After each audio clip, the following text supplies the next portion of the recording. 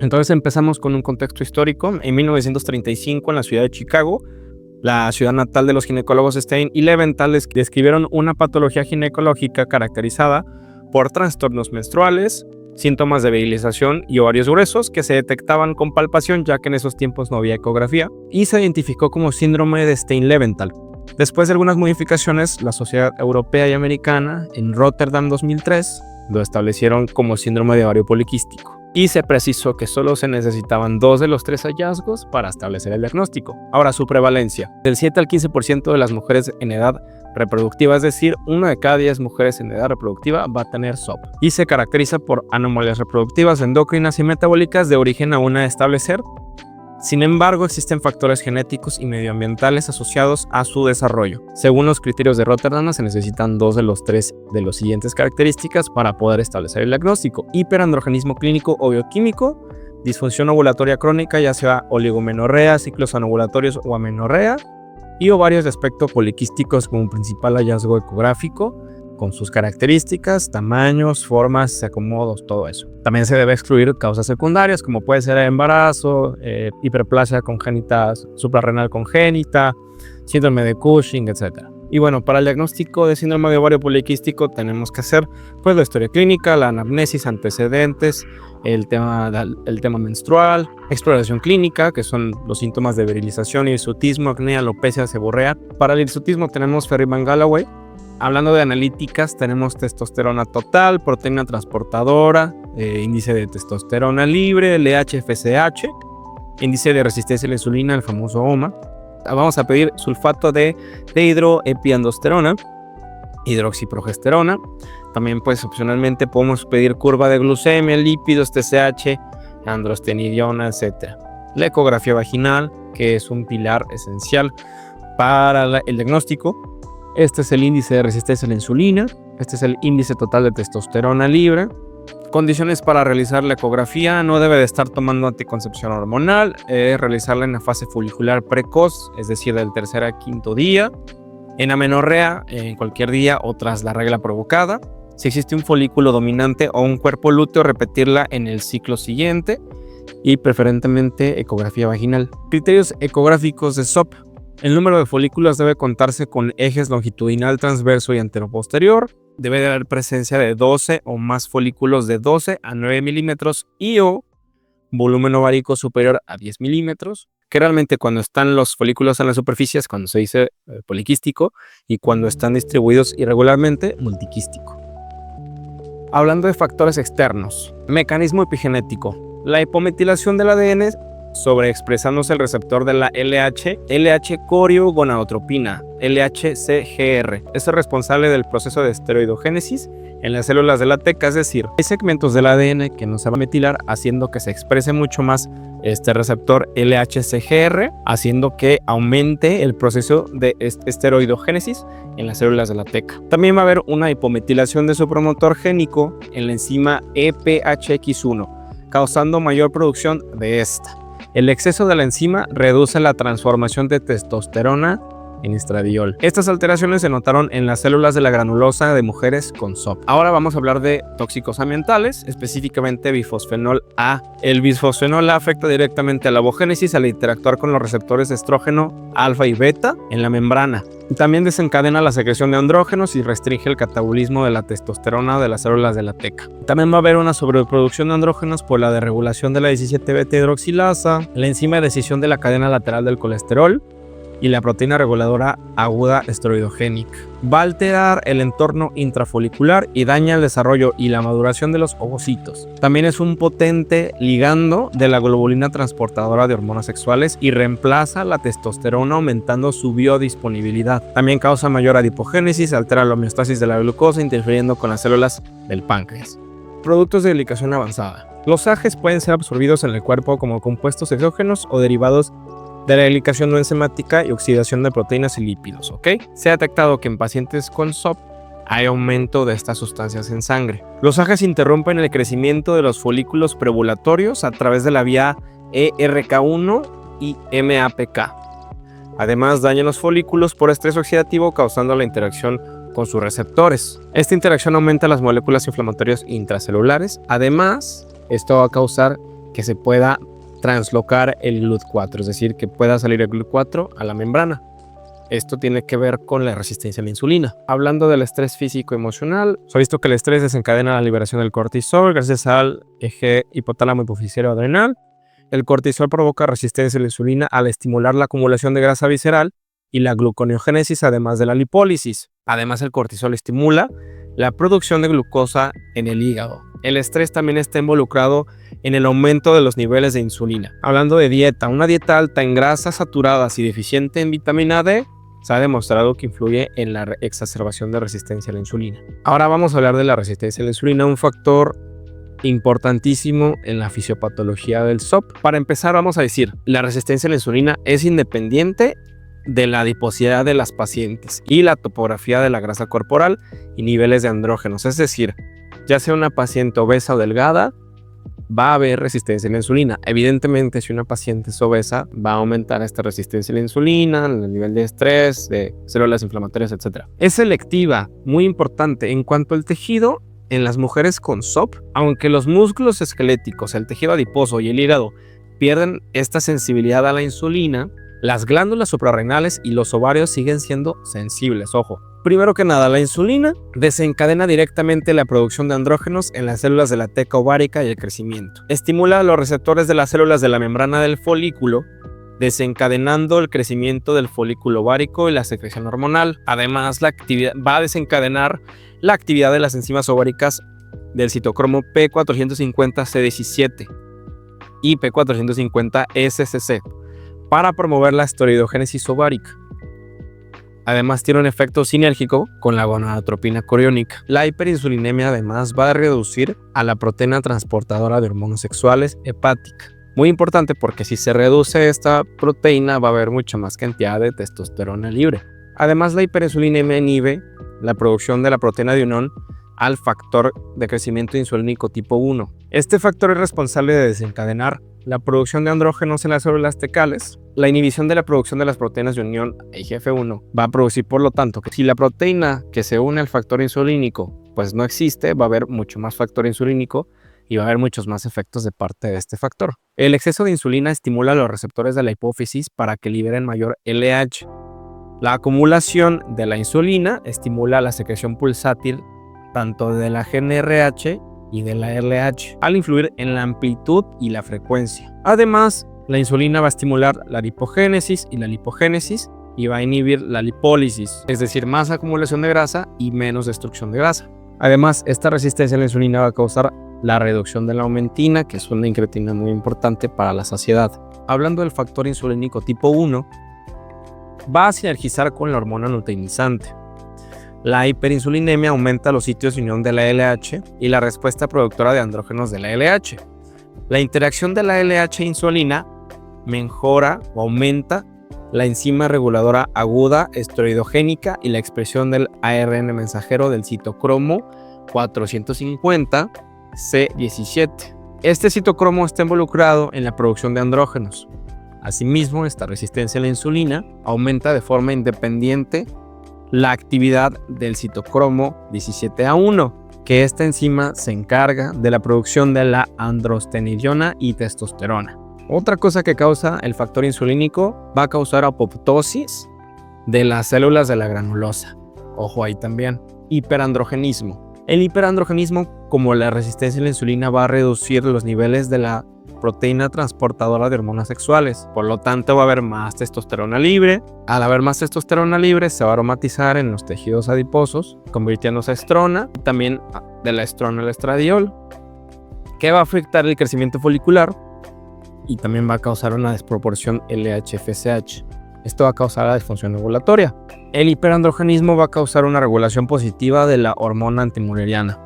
Ahora, si recordamos un poquito de fisiología, el papel de la hormona antimuleriana en los ovarios es que el folículo dominante la secrete para que inhiba el crecimiento de los otros folículos. Ahora, como en el síndrome de ovario poliquístico pues hay crecimiento de muchos folículos, pues no hay como tal un dominante. Entonces todos van a secretar la hormona antimuleriana, ¿ok? Entonces el hiperandrogenismo va a causar el aumento de la hormona antimuleriana, que va a inhibir la ovulación, el desarrollo de folículos, etc. Además, el factor insulínico tipo 2 está relacionado negativamente a los niveles de andrógenos, y el hiperandrogenismo reduce el factor insulínico tipo 2 en el líquido folicular. El IGF-2 se relaciona positivamente con diámetros foliculares y concentración de estradiol en el líquido folicular. Además, este hiperandrogenismo aumenta la LH indirectamente. El estradiol y la progesterona son responsables de la secreción de GnRH y LH a través de retroalimentación negativa.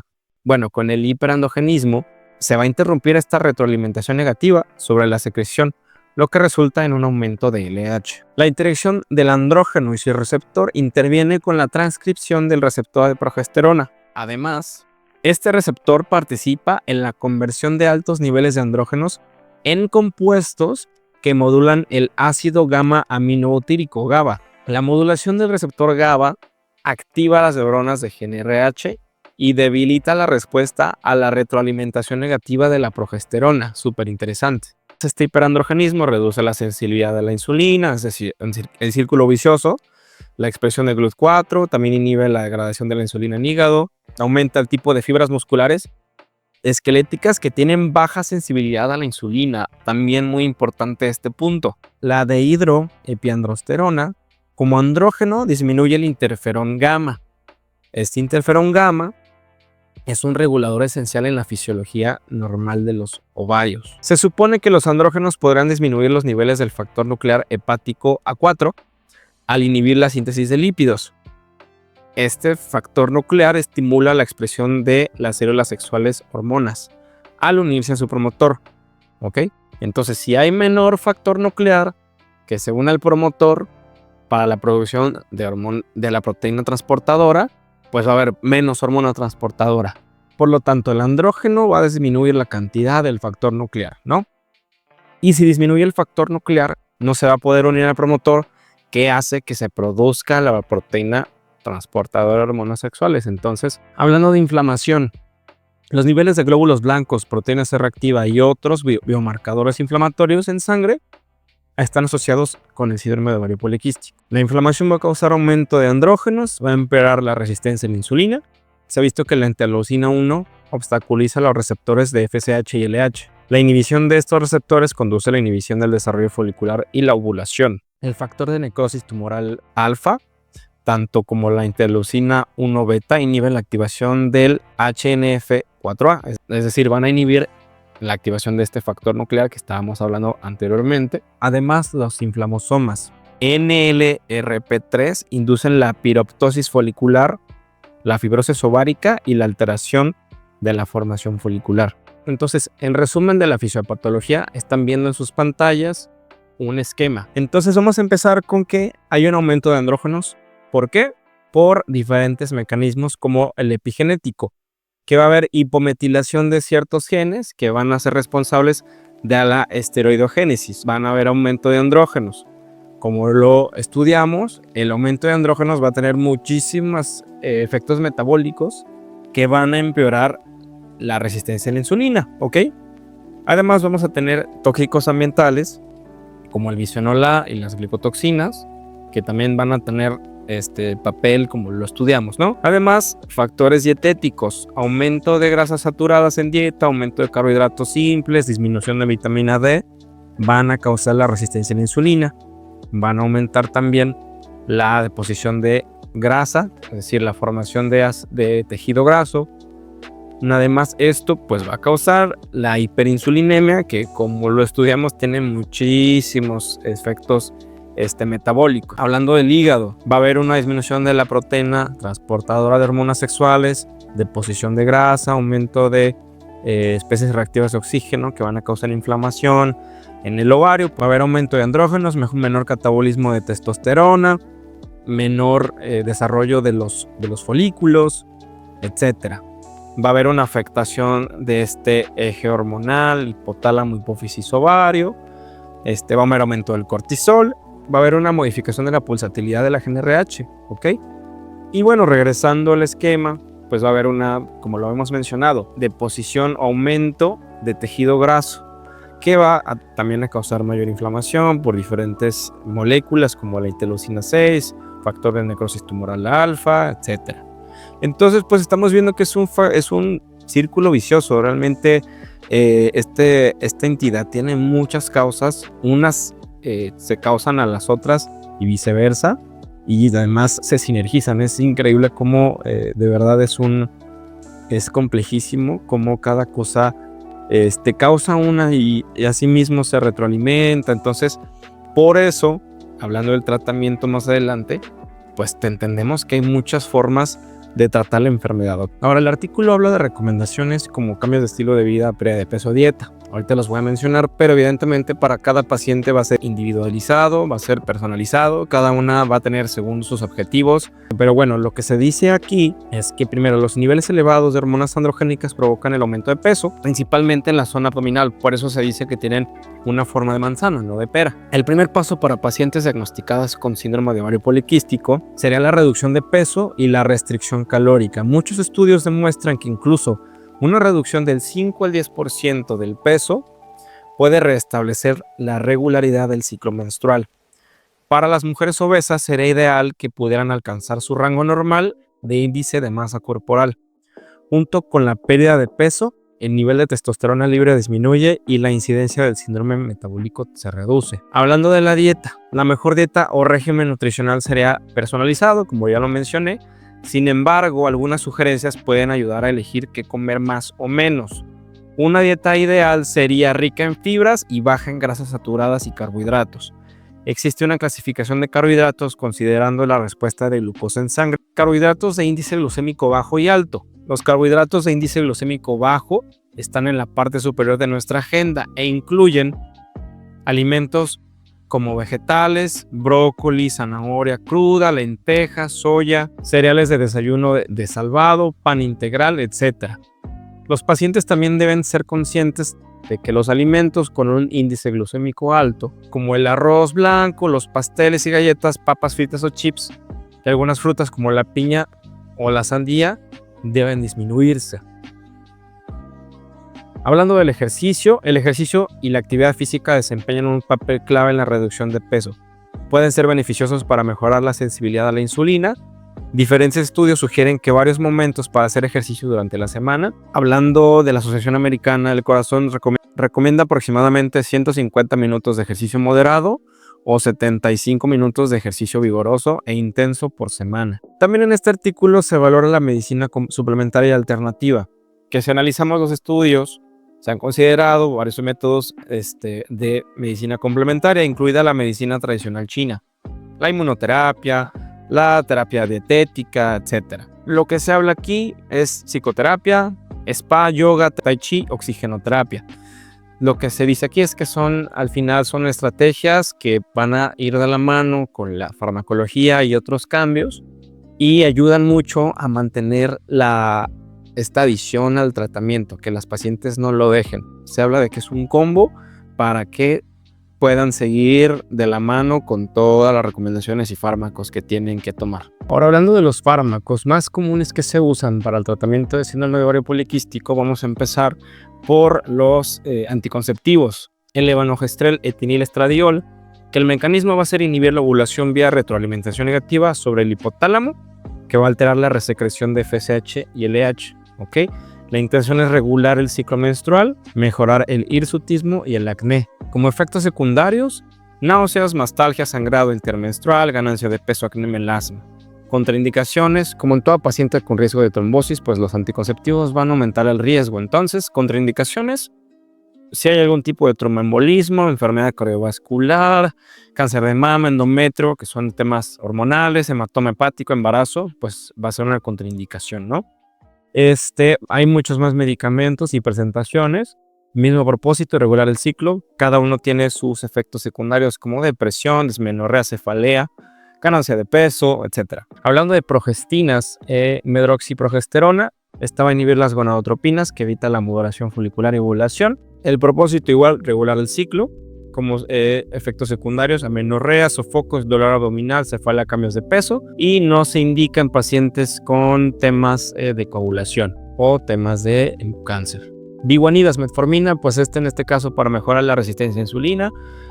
Sabemos que tiene varios mecanismos, por lo tanto va a causar diarrea, náuseas, flatulencias, Y pues en pacientes con insuficiencia renal severa, acidosis metabólica alérgica.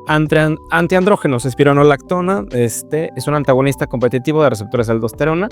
Esta se va a dejar en caso de hirsutismo o acné, va a causar ginecomastia y no se indica en pacientes con hiperpotasemia o enfermedad de Addison.